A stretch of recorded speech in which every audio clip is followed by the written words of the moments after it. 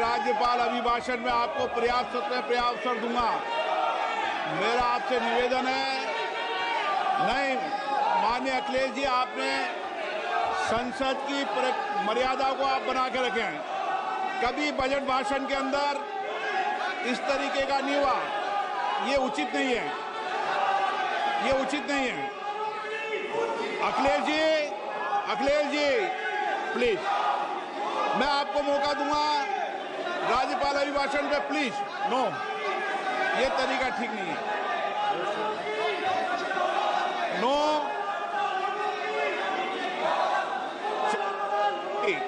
राज्यपाल अभिभाषण पर चर्चा होगी। नो तरीका।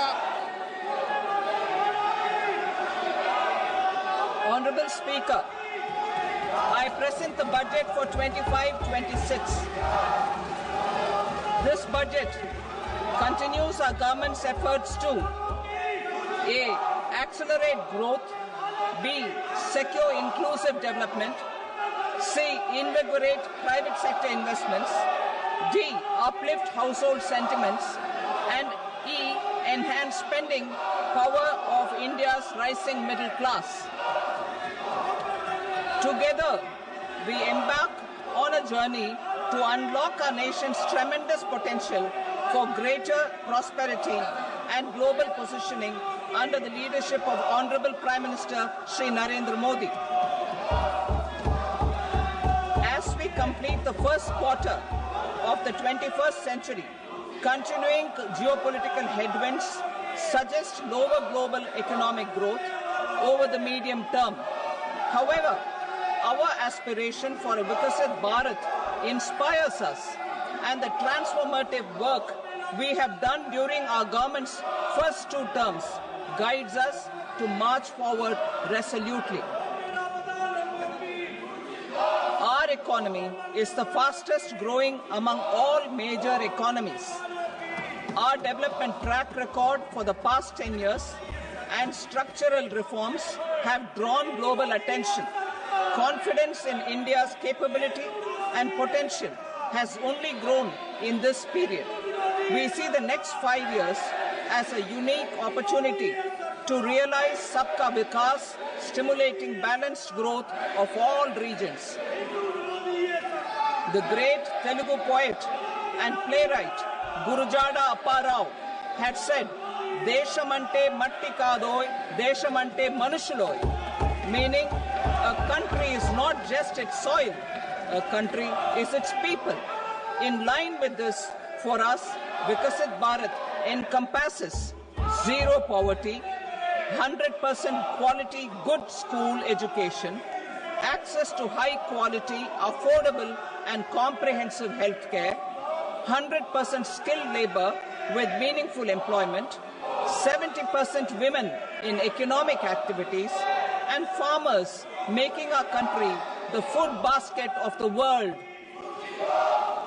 In this budget, the proposed development measures span 10 broad areas focusing on Garib, youth, Annadata and Nari, spurring agricultural growth and productivity, building rural prosperity and resilience, taking everyone together on an inclusive growth path, boosting manufacturing and furthering Make in India, supporting MSMEs, enabling employment-led development, investing in people, economy and innovation, securing energy supplies, promoting exports and nurturing innovation.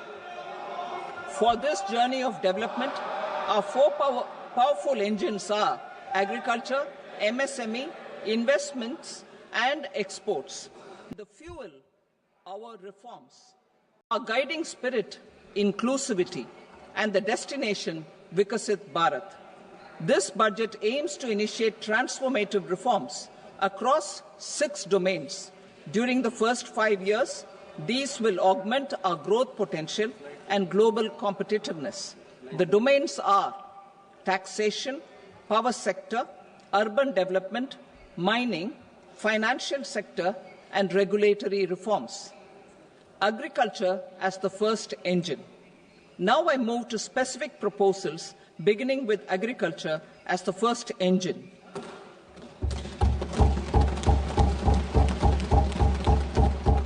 Prime Minister Dhan Dhanya Krishi Yojana, Developing Agri-Districts Program.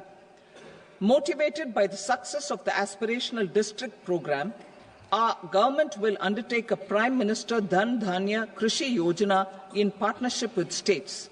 Through the convergence of existing schemes and specialized measures, the program will cover 100 districts with low productivity, moderate crop intensity, and below average credit parameters.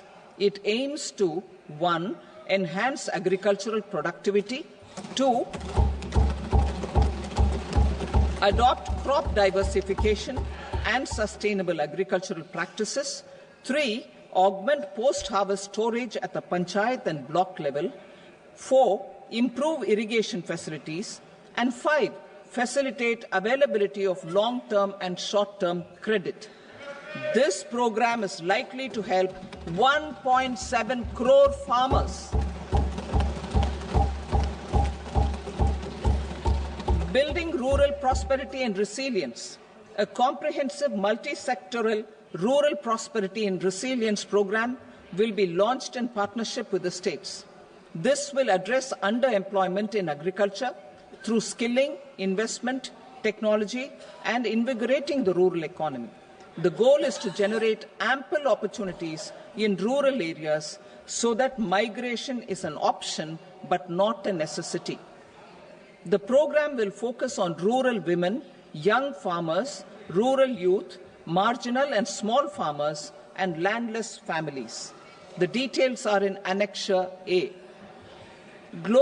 Domestic best practices will be incorporated, and appropriate technical and financial assistance will be sought from multilateral development banks. In Phase 1, 100 developing agri-districts will be covered. Atmanirbharta in pulses. Our government is implementing the National Mission for Edible Oilseed for achieving Atmanirbharta in edible oils. Our farmers have the capability to grow enough for our needs and more.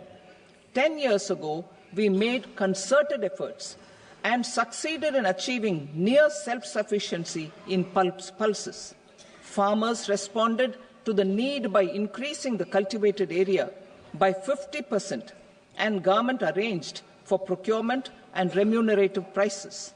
Since then, with rising incomes and better affordability, our consumption of pulses has increased significantly. Our government will now launch a 6-year mission for Atmanirbharta in pulses with a special focus on Tuar, Urad and Masoor. Details are in Annexure B.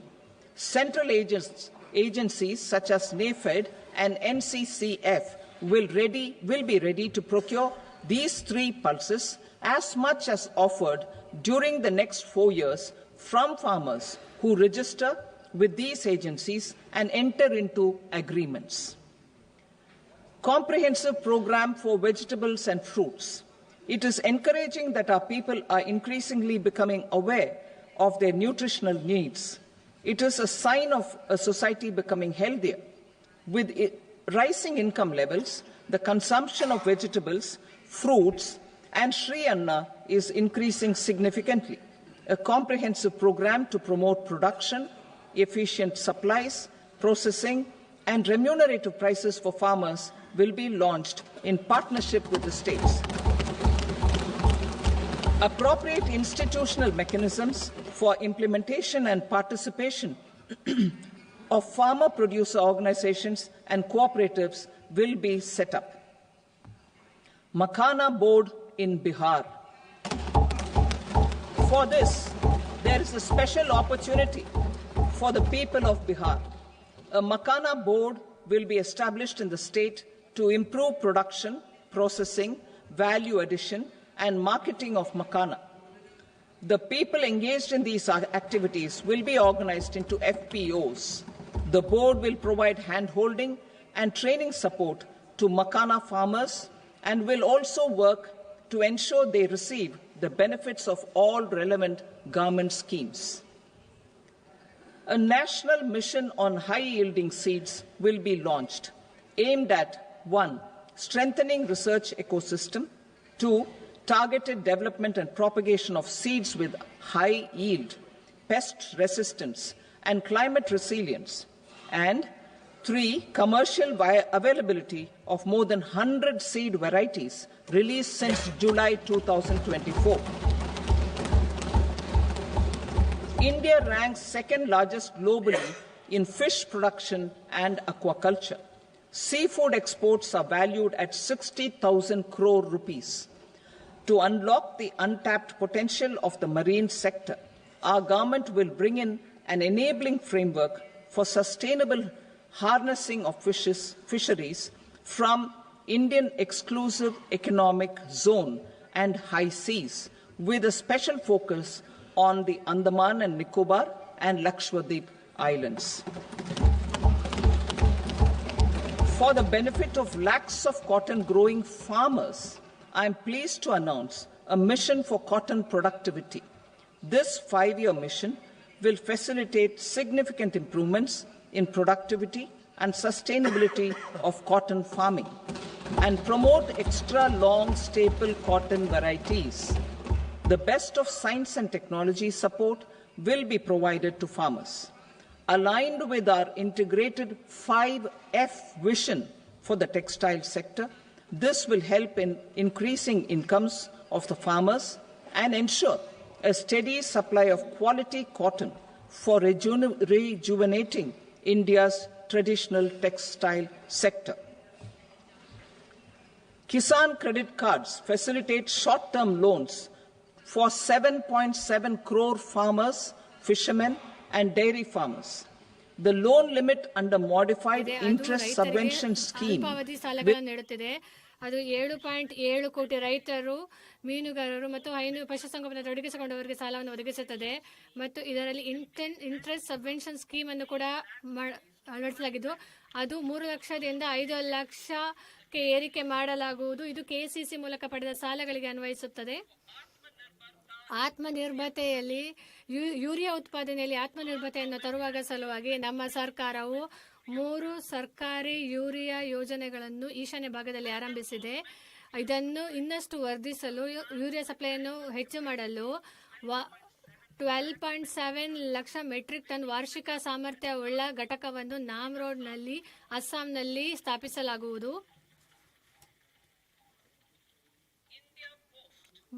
ಭಾರತದ ಅಂಚೆ ಏನಿದೆ ಅದು 1.5 ಲಕ್ಷ ಗ್ರಾಮೀಣ ಅಂಚೆ ಕಚೇರಿಗಳೊಂದಿಗೆ ಮತ್ತು ವಿಸ್ತೃತ ಸಂಪರ್ಕ ಮತ್ತು 2.4 ಲಕ್ಷ ಡಾಕ್ ಸೇವೆಗಳೊಂದಿಗೆ ಅದನ್ನು ಸದೃಢಗೊಳಿಸಲಾಗುವುದು ಮತ್ತು ಅದು ಗ್ರಾಮೀಣ ಆರ್ಥಿಕತೆಯನ್ನು ಸದೃಢಗೊಳಿಸಲು ನೆರವಾಗುವಂತೆ ಕ್ರಮಗಳನ್ನು ಕೈಗೊಳ್ಳಲಾಗುವುದು.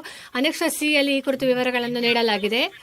ಭಾರತೀಯ ಅಂಚೆ ಇಲಾಖೆಯು ಅದೊಂದು ಅತಿ ದೊಡ್ಡ ಪಬ್ಲಿಕ್ ಲಾಜಿಸ್ಟಿಕ್ ಆರ್ಗನೈಸೇಷನ್ ಆಗಿ ಅಭಿವೃದ್ಧಿ ಹೊಂದಲಿದೆ. ಅದು ವಿಶ್ವಕರ್ಮರು, ಹೊಸ ಉದ್ಯಮಿಗಳು, ಮಹಿಳೆಯರು, ಸ್ವಸಹಾಯ ಸಂಘಗಳು, MSMEಗಳು ಮತ್ತು ದೊಡ್ಡ ಉದ್ಯಮ ಸಂಘಟನೆಗಳಿಗೆ ನೆರವಾಗಲಿದೆ.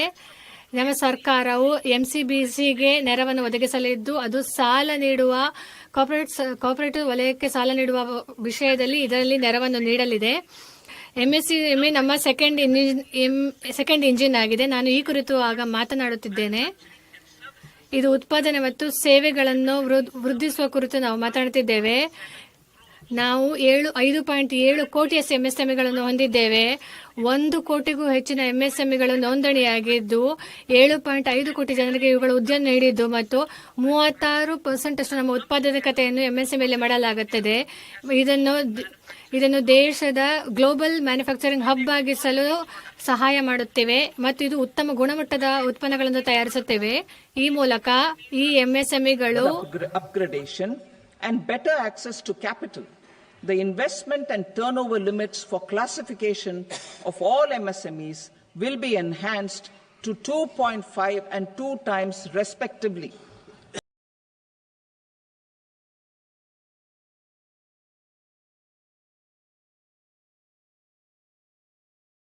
This will give access to credit.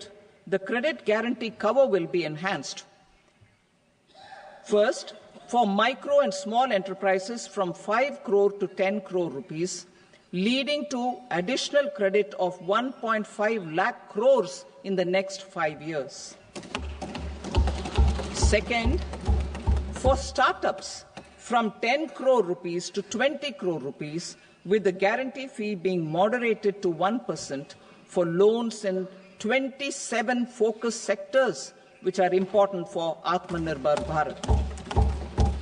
And for well-run exporter MSMEs, for term loans up to 20 crore rupees.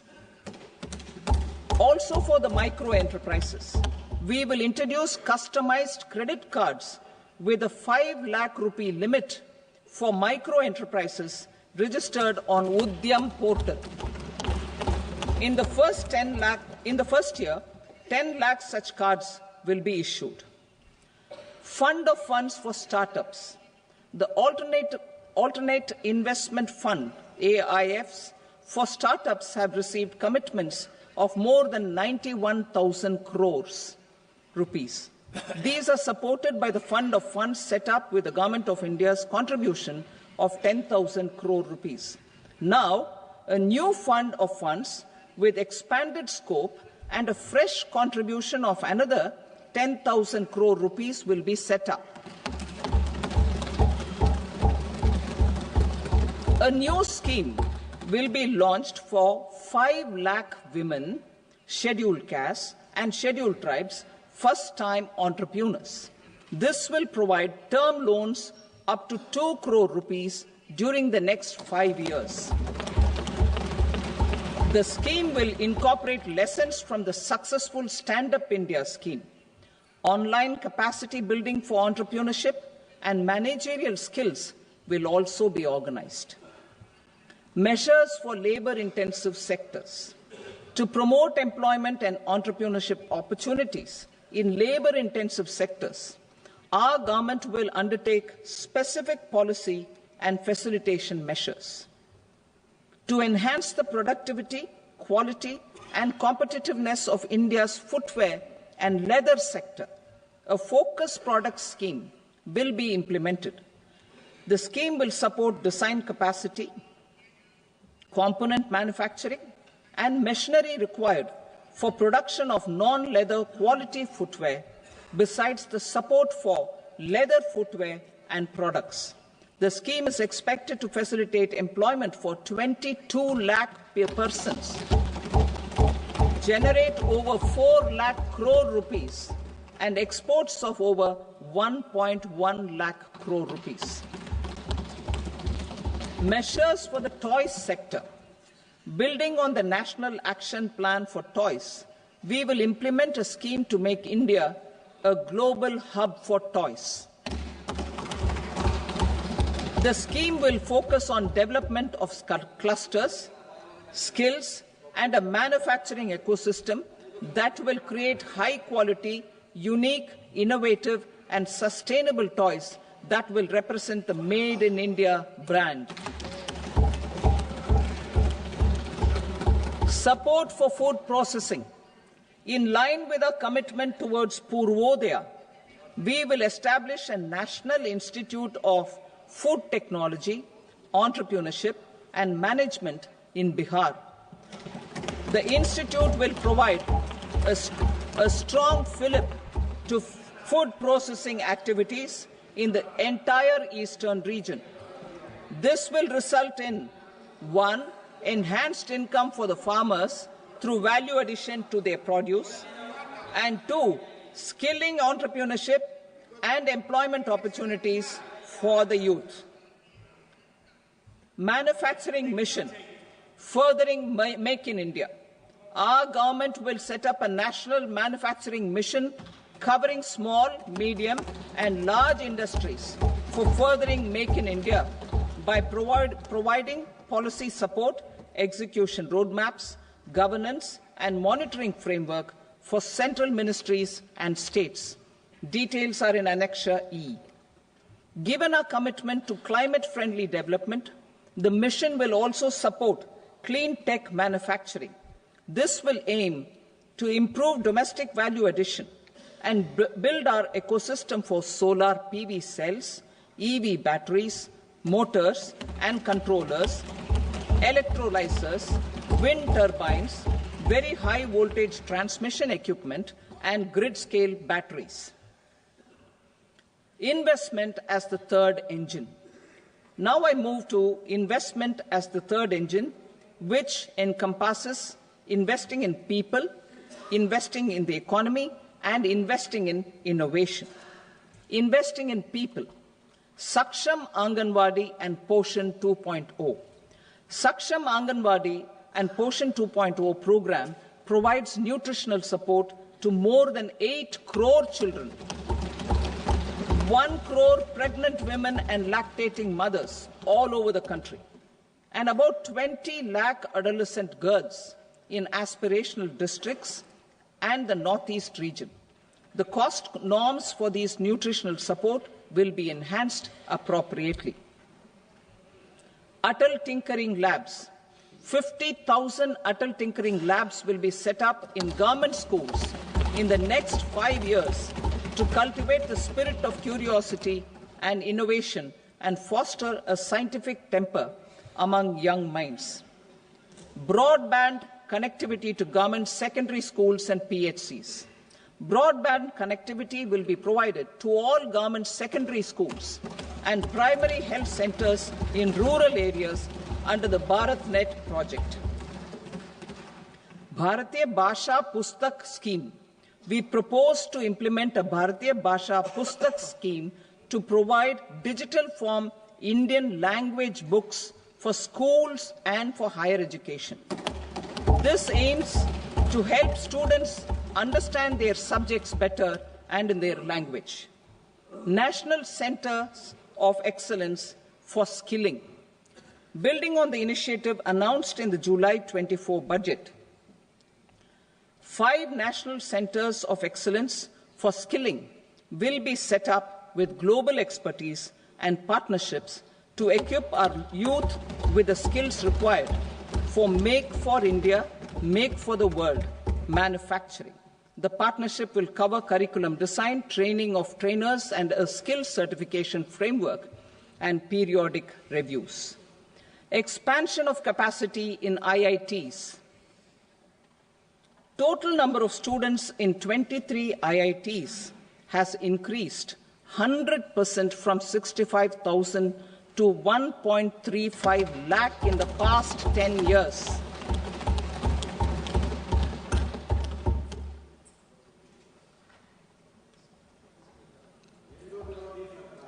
Additional infrastructure will be created in the 5 IITs started after 2014 to facilitate education for 6,500 more students. Hostel and other infrastructure capacity at IIT Patna will also be expanded.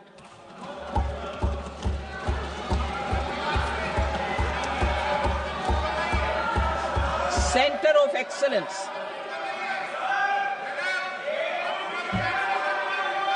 Center of Excellence in AI for Education.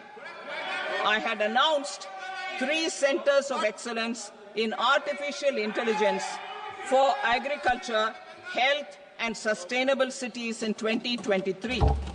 Now a center of excellence in artificial intelligence for education will be set up with a total outlay of 500 crores. Expansion of medical education. Our government has added almost 1.1 lakh undergraduate and postgraduate medical education seats in 10 years, an increase of 130%. In the next year, 10,000 additional seats will be added in medical colleges and hospitals towards the goal of adding 75,000 seats in the next 5 years. Daycare cancer centers in all district hospitals. Our government will facilitate setting up of daycare cancer centers in all district hospitals in the next 3 years. 200 centers will be established in 25-26 itself.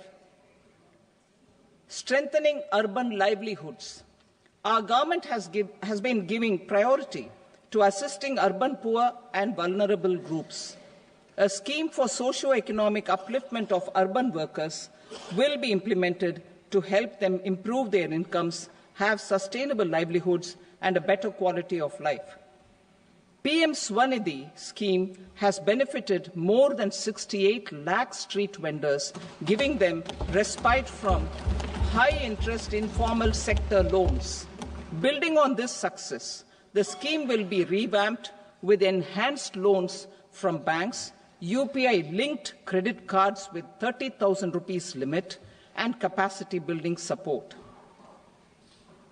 Social Security Scheme for welfare of online platform workers.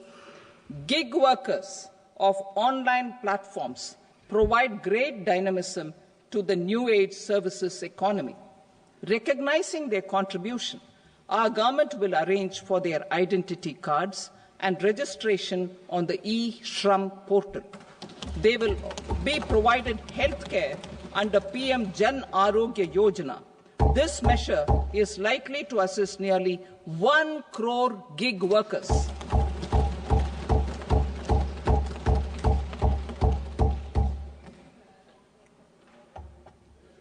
Investing in the economy. Public-private partnership in infrastructure. Each infrastructure-related ministry will come up with a 3-year pipeline of projects that can be implemented in PPP mode. States will also be encouraged to do so and can seek support from the India Infrastructure Project Development Fund, which is a scheme to prepare PPP proposals. Support to states for infrastructure. An outlay of 1.5 lakh crore is proposed for the 50-year interest-free loans to states for capital expenditure and incentives for reforms.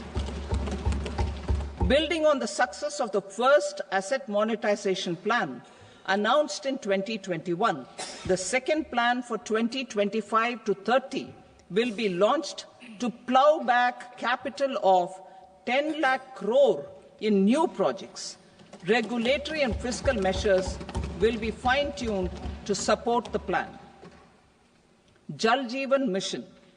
Since 2019, 15 crore households representing 80% of India's rural population have been provided access to portable tap water connections. To achieve 100% coverage, I am pleased to announce the extension of this mission until 2028 with an enhanced total outlay. The mission's focus will be on the quality of infrastructure and O&M of rural piped water supply schemes through Jan Bhagidari. A separate MOU or separate MOUs will be signed with the states and union territories to ensure sustainability and citizen-centric water services delivery. Urban sector reforms. Building on the July budget proposals, urban sector reforms related to governance, municipal services, urban land and planning will be incentivized. Urban Challenge Fund. The government will set up an urban challenge fund of 1 lakh crore rupees to implement the proposals for cities as growth hubs, creative redevelopment of cities, and for water and sanitation purposes announced in the July budget. This fund will finance up to 25% of the cost of bankable projects, with a stipulation that at least 50% of the cost is funded from bonds, bank loans, and PPPs. An allocation of 10,000 crore is proposed in 2025-26. Power sector reforms. We will incentivize electricity distribution reforms and augmentation of intra-state transmission capacity by states. This will improve financial health and capacity of electricity companies. Additional borrowing of 0.5% of GSDP will be allowed to states contingent on these reforms. Nuclear energy mission for Vikasit Bharat. Development of at least 100 gigawatt of nuclear energy by 2047 is essential for our energy transition efforts. For an active partnership with the private sector towards this goal, amendments to the Atomic Energy Act and the Civil Liability for Nuclear Damage Act will be taken up. A nuclear energy mission for research and development of small modular reactors with an outlay of 20,000 crore will be set up. At least 5 indigenously developed small modular reactors will be operationalized by 2033. Shipbuilding. The shipbuilding financial assistance policy will be revamped to address cost disadvantages. This will also include credit notes for shipbreaking in Indian yards to promote the circular economy. Large ships above a specified size will be included in the infrastructure harmonized master list. Shipbuilding clusters will be facilitated to increase the range, categories, and capacity of ships. This will include additional infrastructure, facilities, skilling, and technology to develop the entire ecosystem. Maritime Development Fund. For long-term financing for the maritime industry, a Maritime Development Fund with a corpus of 25,000 crore rupees will be set up. This will be for distributed support and promoting competition. This will have up to 49% contribution by the government, and the balance will be mobilized from ports and from private sector. UDAN regional connectivity schemes. UDAN has enabled 1.5 crore middle-class people to meet their aspirations for speedier travel. The scheme has connected 88 airports, and operationalized 619 routes. Inspired by that success, a modified UDAN scheme will be launched to enhance regional connectivity to 120 new destinations and carry 4 crore passengers in the next 10 years. 4 crore additional passengers in the next 10 years. The scheme will also support helipads and smaller airports in hilly, aspirational, and northeast regional districts. Greenfield airports will be facilitated in Bihar to meet the future needs of the state. These will be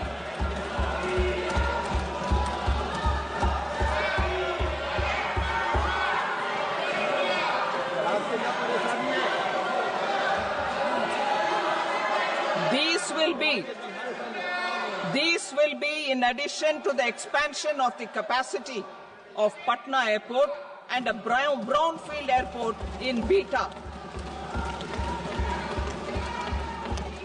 Western Kosi Canal project in Mithilanchal. Financial support will be provided for the Western Kosi Canal ERM project, benefiting a large number of farmers, cultivating over 50,000 hectares of land in the Mithilanchal region of Bihar. Mining sector reforms. Mining sector reforms, including those for minor minerals, will be encouraged through sharing of best practices and institutions of a state mining index. A policy for recovery of critical minerals from tailings will be brought out. Under the special window for affordable and mid-income housing, SWAMI, 50,000 dwelling units in stressed housing projects have been completed and keys handed over to home buyers. Another 40,000 units will be completed in 2025, further helping middle-class families who were paying EMIs on loans taken for apartments while also paying rent for their current dwellings. Building on this success, Swami Fund 2 will be established as a blended finance facility with contribution from the government, banks and private investors. This fund of 15,000 crore rupees will aim for expeditious completion of another 1 lakh units. PM Gati Shakti data for private sector. For furthering PPPs and assisting the private sector in project planning, access to relevant data and maps from the PM Gati Shakti portal will be provided. Tourism for employment-led growth. Top 50 tourist destination sites in the country will be developed in partnership with states through a challenge mode. Land for building key infrastructure will have to be provided by the states. Hotels in these destinations will be included in the infrastructure harmonized list. The following measures will be taken for facilitating employment-led growth. Organizing intensive skill development programs for our youth, including in institutes of hospitality management. Providing mudra loans for homestays. Improving ease of travel and connectivity to tourist destinations. Providing performance-linked incentives to states for effective destination management, including tourist amenities, cleanliness, and marketing efforts, and introducing streamlined e-visa facilities along with visa fee waivers for certain tourist groups. Continuing with the emphasis on places of spiritual and religious significance, in the July budget, there will be a special focus on destinations related to the life and times of Lord Buddha. Medical tourism and heal in India. Medical tourism and heal in India will be promoted in partnership with the private sector, along with capacity building and easier visa norms. Investing in innovation. To implement private sector-driven research, development and innovation initiatives announced in the July budget, I am now allocating 20,000 crore rupees for this purpose. A deep tech fund of funds will also be explored to catalyze the next generation startups as a part of this initiative. In the next 5 years, under the PM Research Fellowship Scheme, we will provide 10,000 fellowships for technological research in IITs and IISc with enhanced financial support. The second gene bank with 10 lakh germplasm lines will be set up for future food and nutritional security. This will provide conservation support to both public and private sectors for genetic resources. We will start a national geospatial mission to develop foundational geospatial infrastructure and data. Using PM Gati Shakti, this mission will facilitate modernization of land records, urban planning, and design of infrastructure projects. A Gyan Bharatam mission for survey, documentation, and conservation of our manuscript heritage with academic institutions, museums, libraries, and private collectors will be undertaken to cover more than 1 crore manuscripts. We will set up a national digital repository of Indian knowledge systems for knowledge sharing. Now I move to exports as the fourth engine. We will set up an export promotion mission with sectoral and ministerial targets driven jointly by the Ministries of Commerce, MSME, and Finance. It will facilitate easy access to export credit, cross-border factoring support, support to MSMEs to tackle non-tariff measures in overseas markets. A digital public infrastructure, Bharat Trade Net, for international trade will be set up as a unified platform for trade documentation and financing solutions. This will complement the Unified Logistics Interface platform. The BTN will be aligned with international practices. Support will be provided to develop domestic manufacturing capacities for our economy's integration with global supply chains. Sectors will be identified based on objective criteria. Facilitation groups with participation of senior officers and industry representatives will be formed for select products and supply chains. Through this, there are huge opportunities related to Industry 4.0, which needs high skills and talent. Our youth have both. Our government will support the domestic electronic equipment industry to leverage this opportunity for the benefit of our youth. A national framework will be formulated as guidance to states for promoting global capability centers in emerging Tier 2 cities. This will suggest measures for enhancing availability of talent and infrastructure, building bylaw reforms, and mechanisms for collaboration with industry. Our government will facilitate upgradation of infrastructure and warehousing for air cargo, including high-value perishable horticultural produce.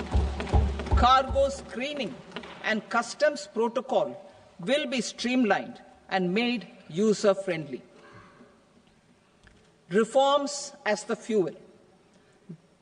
Over the past 10 years, our government has implemented several reforms for convenience of taxpayers, such as faceless assessment, 2, taxpayer charter, 3, faster returns, 4, almost 99% returns being on self-assessment, and 5, Vivad Se Vishwas scheme.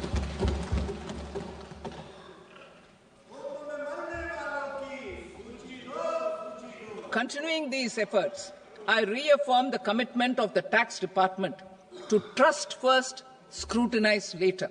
I also propose to introduce the new income tax bill next week. I will detail the indirect tax reforms and changes in direct taxes in Part B. Financial sector reforms. The FDI limit for the insurance sector will be raised from 74 to 100%. This enhanced limit will be available for those companies which invest the entire premium in India. The current guardrails and conditionalities associated with foreign investment will be reviewed and simplified. The services of India Post Payment Bank will be deepened and expanded in rural areas. NABFID will set up a partial credit enhancement facility for corporate bonds for infrastructure. Public sector banks will develop Grameen Credit Score framework to serve the credit needs of SHG members and people in rural areas. A forum for regulatory coordination and development of pension products will be set up. To implement the earlier announcement on simplifying the KYC processes, the revamped Central KYC Registry will be rolled out in 2025. We will also implement a streamlined system for periodic updating. Requirements and procedures for speedy approval of company mergers will be rationalized. The scope for fast-track mergers will also be widened and the process made simpler. As proposed in the interim budget, we signed bilateral investment treaties with 2 countries in 2024 to encourage sustained foreign investment and in the spirit of First Develop India, the current model BIT will be revamped and made more investor-friendly. In the last 10 years, in several aspects, including financial and non-financial, our government has demonstrated a steadfast commitment to ease of doing business. We are determined to ensure that our regulations must keep up with technological innovations and global policy developments. A light-touch regulatory framework based on principles and trust will unleash productivity and employment. Through this framework, we will update regulations that were made under old laws. To develop this modern, flexible, people-friendly and trust-based regulatory framework appropriate for the 21st century, I propose 4 specific measures. A high-level committee for regulatory reforms will be set up for a review of all non-financial sector regulations, certifications, licenses, and permissions. The committee will be expected to make recommendations within a year. The objective is to strengthen trust-based economic governance and take transformational measures to enhance ease of doing business, especially in matters of inspection and compliances. States will be encouraged to join in this endeavour. An investment friendliness index of states will be launched in 2025 to further the spirit of competitive, cooperative federalism. Under the Financial Stability and Development Council, a mechanism will be set up to evaluate impact of the current financial regulations and subsidiary instructions. It will also formulate a framework to enhance their responsiveness and development of the financial sector. In the Jan Vishwas Act 2023, more than 180 legal provisions were decriminalized. Our government will now bring up the Jan Vishwas Bill 2.0 to decriminalize more than 100 provisions in various laws.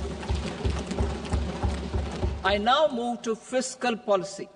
In the July budget, I had committed to staying the course for fiscal consolidation. Our endeavour will be to keep the fiscal deficit each year such that central government debt remains on a declining path as a percentage of the GDP. The roadmap for the next 6 years has been detailed in the FRBM statement. Revised estimates for 2024-25. The revised estimate of the total receipts other than borrowings is 31.47 lakh crore rupees, of which the net tax receipts are 25.57 lakh crore rupees. The revised estimate of the total expenditure is 47.16 lakh crore rupees, of which the capital expenditure is about 10.18 lakh crore rupees. The revised estimate of the fiscal deficit is 4.8% of the GDP.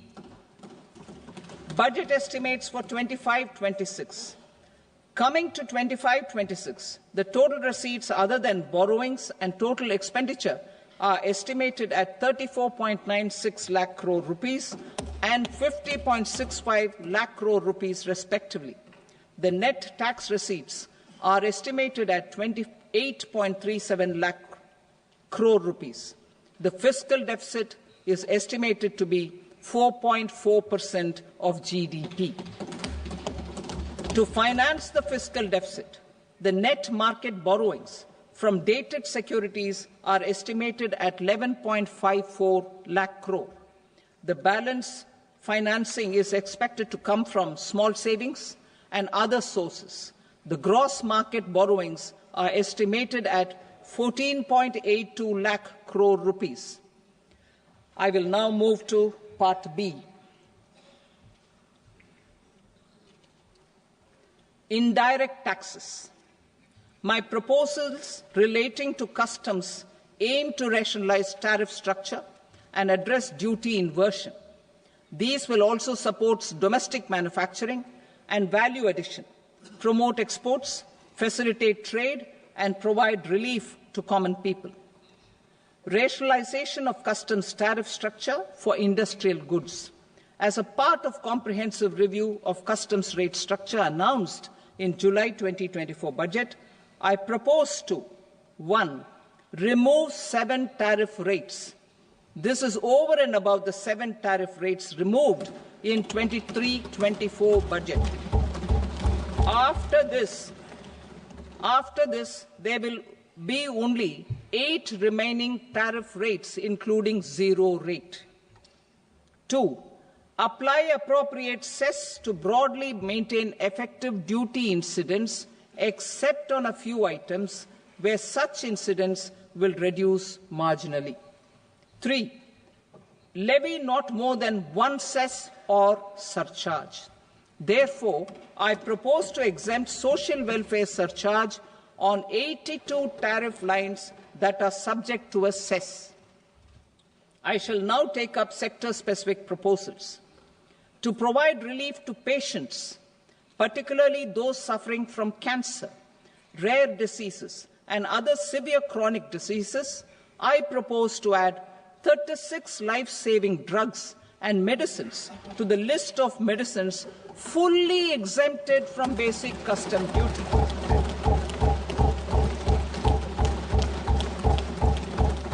I also propose to add 6 life-saving medicines to the list attracting concessional custom duty of 5%. Full exemption and concessional duty will also respectively apply on the bulk drugs for manufacture of the above. Specified drugs and medicines under patient assistance programs run by the pharmaceutical companies are fully exempt from BCD, provided the medicines are supplied free of cost to the patients. I propose to add 37 more medicines along with 13 new patient assistance programs. Support to domestic manufacturing and value addition. Critical minerals. In the July 2024 budget, I had fully exempted BCD on 25 critical minerals that are not domestically available.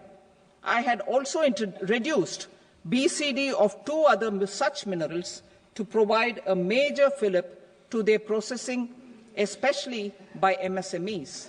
Now, I propose to fully exempt cobalt powder and waste, the scrap of lithium-ion battery, lead, zinc, and 12 more critical minerals. This will help secure their availability for manufacturing in India and promote more jobs for our youth. To promote domestic production of technical textile products such as agro-textiles, medical textiles, and geotextiles at competitive prices, I propose to add 2 more types of shuttle-less looms to the list of fully exempted textile machinery. I also propose to revise the BCD rate on knitted fabrics covered by 9 tariff lines from 10 or 20 to 20% or 115 rupees per kg, whichever is higher. Electronic goods. In line with our Make in India policy and to rectify inverted duty structure, I propose to increase the BCD on interactive flat panel display from 10% to 20% and reduce the BCD to 5% on open cell and other components. In 23-24 budget, for the manufacture of open cells of LCD, LED TVs, I had reduced the BCD on parts of open cells from 5% to 2.5%. To further boost the manufacture of such open cells, the BCD on these parts will now stand exempted. Lithium-ion battery. To the list of exempted capital goods, I propose to add 35 additional capital goods for EV battery manufacturing and 28 additional capital goods for mobile phone battery manufacturing. This will boost domestic manufacture of lithium-ion batteries, both for mobile phones and for electric vehicles. Shipping sector. Considering that shipbuilding has a long gestation period, I propose to continue the exemption of BCD on raw materials, components, consumables, or parts for the manufacture of ships for another 10 years.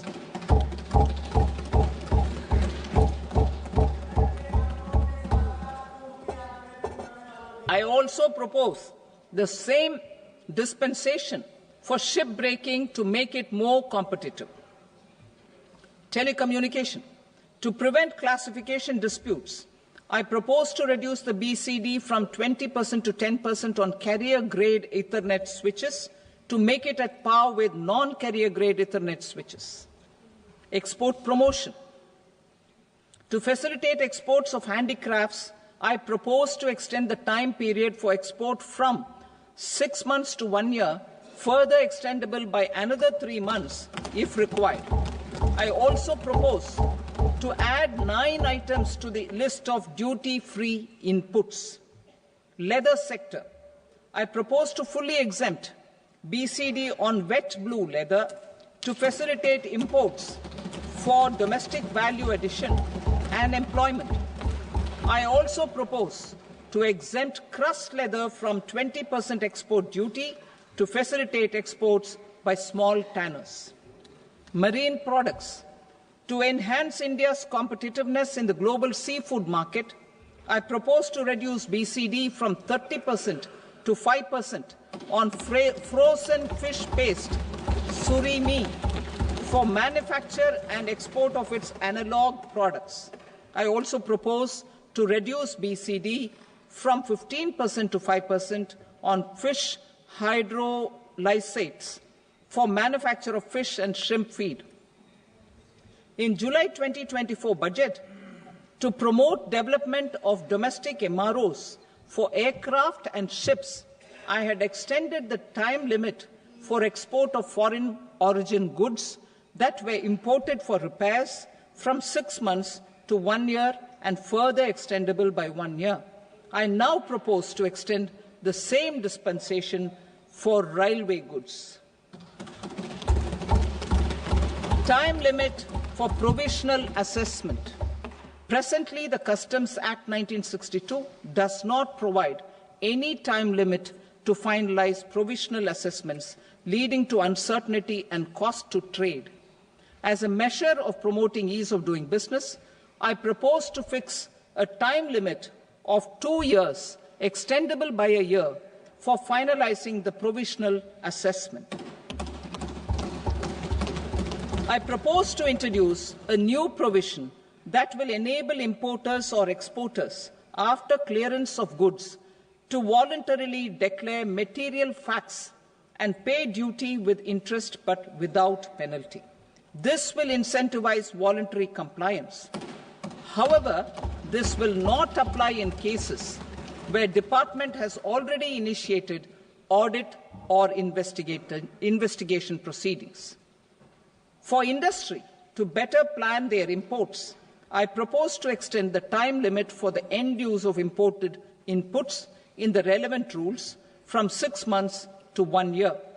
This will provide operational flexibility in view of cost and uncertainty of supply. Further, such importers will now have to file only quarterly statements instead of a monthly statement.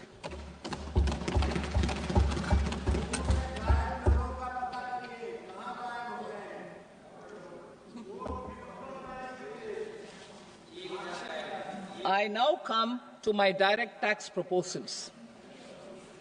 In Part A, I have briefly underlined taxation reforms as one of key reforms to realize our vision of Vikasit Bharat. In respect of criminal law, our government had earlier ushered in Bharatiya Nyaya Sanhita, replacing Bharatiya Danda Sanhita.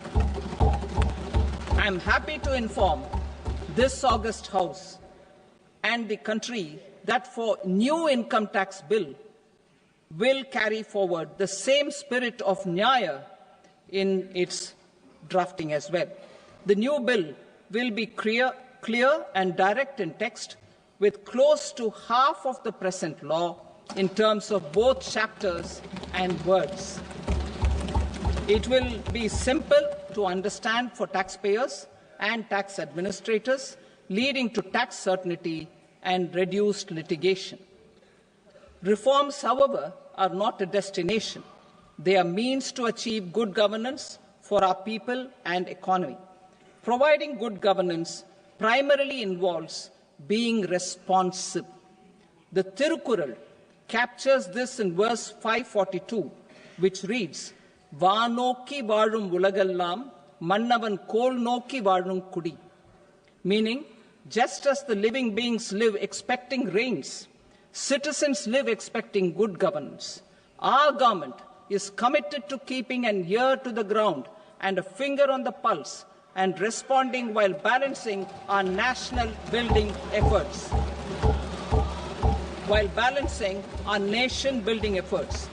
The following measures will detail just how our government will, under the guidance of PM Modi, has taken steps to understand and address. I repeat that sentence, sir. The following measures will detail just how our government, under the guidance of PM Modi, has taken steps to understand and address the needs voiced by our citizens. My tax proposals are guided by this spirit. The objectives of my proposals are as follows. Personal income tax reforms with special focus on middle class. Rationalization of TDS and TCS for easing difficulties. Encouraging voluntary compliance. Reducing compliance burden.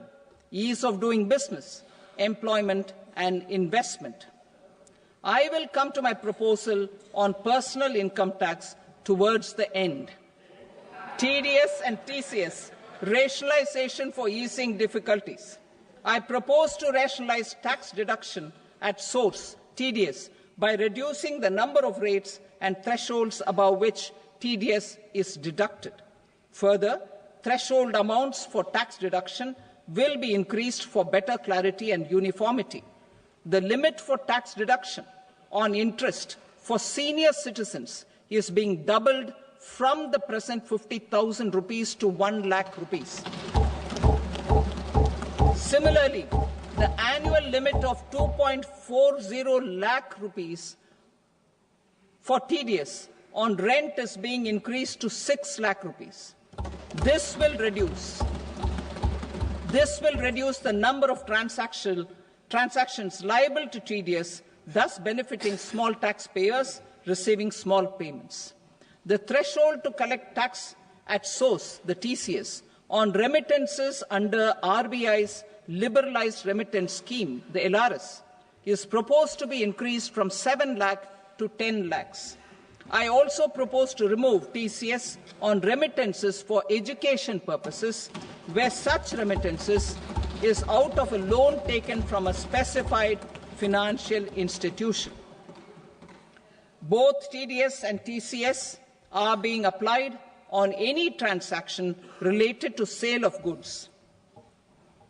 To prevent such compliance difficulties, I propose to omit the TCS. I also propose that the provisions of the higher TDS deduction will now apply only in non-PAN cases. In July 2024, the delay for payment of TDS up to the due date of filing statement was decriminalized. I propose to provide the same relaxation to TCS provisions as well. The government under the leadership of Prime Minister Modi believes in Sabka Saath, Sabka Vikas, Sabka Vishwas and Sabka Prayas. In line with this, we brought in updated return facility in 2022 for voluntary compliance by taxpayers who had omitted to report their correct income. Our trust in taxpayers was proved right. Nearly 90 lakh taxpayers voluntarily updated their incomes by paying additional tax. Taking this trust further, I now propose to extend the time limit to file updated returns for any assessment year from the current limit of 2 years to 4 years. I propose to reduce the compliance burden for small charitable trusts and institutions by increasing their period of registration from 5 years to 10 years. It is also proposed that disproportionate consequences do not arise for minor defaults such as incomplete applications filed by charitable entities. Presently, taxpayers can claim the annual value of self-occupied properties as nil only on the fulfillment of certain conditions. Considering the difficulties faced by taxpayers, it is proposed to allow the benefit of 2 such self-occupied properties without any condition. To streamline the process of transfer pricing and to provide an alternative to yearly examination, I propose to introduce a scheme for determining arm's length price of international transaction for a block period of 3 years. This will be in line with global best practices. With a view to reduce litigation and provide certainty in international taxation, the scope of safe harbor rules is being expanded. A number of senior and very senior citizens have very old national savings schemes accounts. As interest is no longer payable on such accounts, I propose to exempt withdrawals made from NSS by individuals on or after 29th August 2024. I am also proposing to allow similar treatment to NPS Vatsalya accounts as is available to normal NPS accounts subject to overall limits. In my speech in July 2024, I had promised that all processes, including giving effect to appellate orders, shall be digitalized and made paperless over the next 2 years.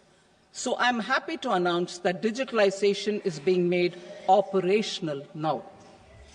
In July 2024, we brought in the Vivad Se Vishwas scheme to resolve income tax disputes pending in appeal. The scheme has received a great response, with nearly 33,000 taxpayers having availed of the scheme to settle their disputes. I have a few proposals to promote investment and employment. It is proposed to provide a presumptive taxation regime for non-residents who provide services to a resident company that is establishing or operating an electronics manufacturing facility. I further propose to introduce a safe harbor for tax certainty for non-residents who store components for supply to specified electronics manufacturing units. Presently, the tonnage tax scheme is available only to sea-going ships. The benefits of existing tonnage tax scheme are proposed to be extended to inland vessels registered under the Indian Vessels Act 2021 to promote inland water transport in the country. Extension for incorporation of startups. We continue to support the Indian startup ecosystem. I propose to extend the period of incorporation by 5 years to allow the benefit available to startups which are incorporated before 1/4/2030. In order to attract and promote additional activities in the IFSC, I am inter alia proposing specific benefits to ship leasing units, insurance offices, and treasury centers of global companies which are set up in IFSC.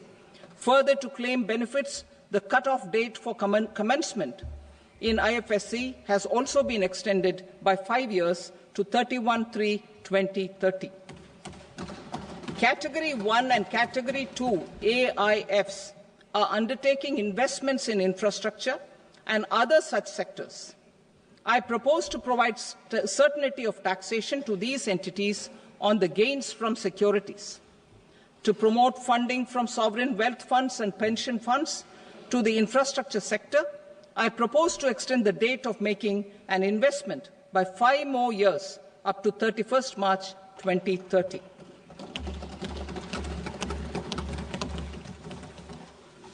Personal income tax reforms with special focus on middle class.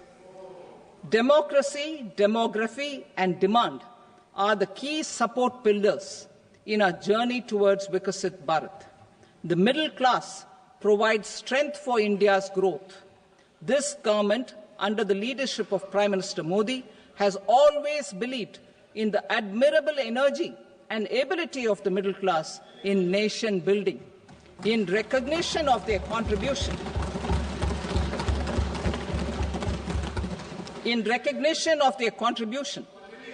we have periodically reduced their tax burden. Right after 2014, the nil tax slab was raised to 2.5 lakhs of rupees, which was further raised to 5 lakh rupees in 2019 and to 7 lakh rupees in 2023. This is reflective of our government's trust on the middle class taxpayers. I am now happy to announce that there will be no income tax payable up to income of 12 lakh rupees.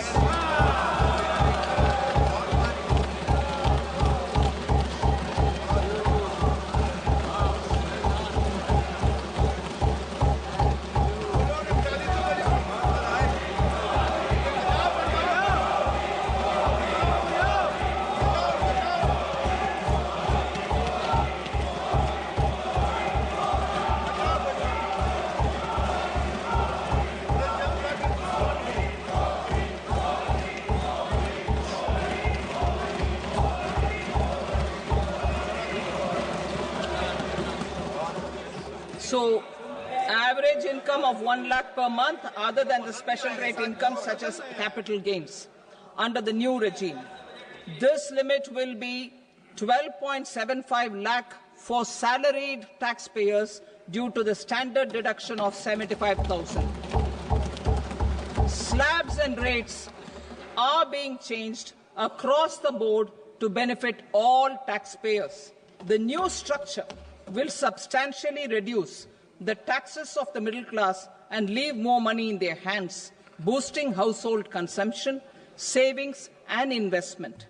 In the new tax regime, I propose to revise tax rate structures as follows: 0 to 4 lakh rupees nil, 4.8 lakh rupees to 4 to 8 lakh rupees 5%, 8 to 12 lakh rupees 10%, 12 to 16 lakh rupees 15%, 16 to 20 lakh rupees 20%, 20 to 24 lakh rupees 25%, and above 24 lakh rupees 30%. To taxpayers up to 12 lakh of normal income, other than special rate income such as capital gains. I read that again. To taxpayers up to 12 lakh of income, other than special rate income such as capital gains, tax rebate is being provided in addition to the benefit due to slab rate reduction in such a manner that there is no tax payable by them. The total tax benefit of slab rate changes and rebate at different income levels can be illustrated with a few examples. A taxpayer in the new regime with an income of 12 lakh rupees will get a benefit of 80,000 rupees in tax, which is 100% of tax payable as per the existing rates. A person having income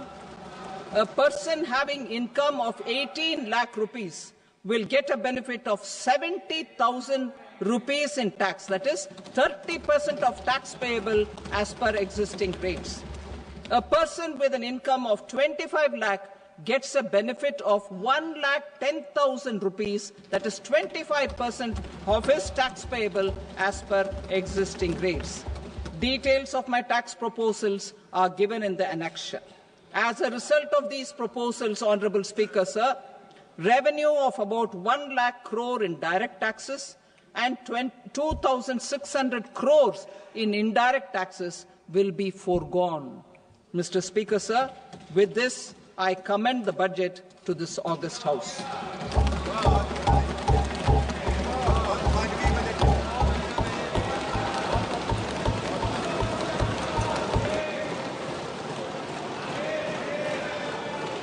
Item number 2, Srimati Nirmala Sitharaman. Sir, with your permission, I rise to lay on the table the following statements under Section 3(1) of the Fiscal Responsibility and Budget Management Act 2003. Medium-term fiscal policy cum fiscal policy strategy statement and macroeconomic framework statement. Item number 3, Srimati Nirmala Sitharaman. Sir, with your permission, I rise to move for leave to introduce the Finance Bill 2025. प्रश्न ये है कि विधेयक को पुनर्स्थापित करने की अनुमति प्रदान की जाए। जो सदस्य इसके पक्ष में हाँ कहें, जो सदस्य विरोध में ना कहें। मेरे विचार में निर्णय हाँ वालों के पक्ष में हुआ, हाँ वालों के पक्ष में अनुमति प्रदान की जाती है। माननीय मंत्री जी, अब विधेयक को पुनर्स्थापित करें। Sir, I introduce the bill. Thank you. सभा की कार्रवाई सोमवार दिनांक 3 फरवरी 2025 को प्राप्त 11 बजे तक के लिए स्थगित की जाती है।